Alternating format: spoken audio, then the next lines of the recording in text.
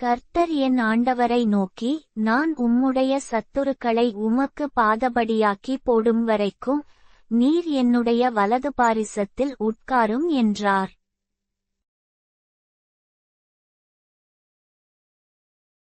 கர்த்தர் சீயோனிலிருந்து உமது வல்லமையின் செங்கோலை அனுப்புவார், நீர் உம்முடைய சத்துருக்களின் நடுவே ஆளுகை செய்யும்.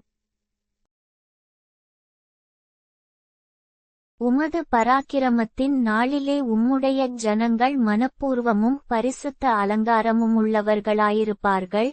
விடியற்காலத்து கர்ப்பத்தில் பிறக்கும் பனிக்குச் சமானமாய் உம்முடைய யௌவன ஜனம் உமக்கு பிறக்கும்.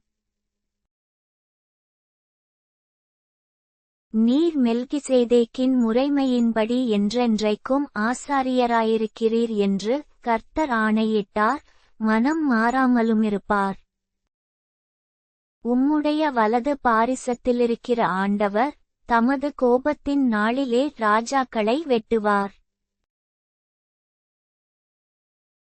அவர் ஜாதிகளுக்குள் நியாயந்தீர்ப்பார், எல்லா இடங்களையும் பிரேதங்களால் நிரப்புவார்.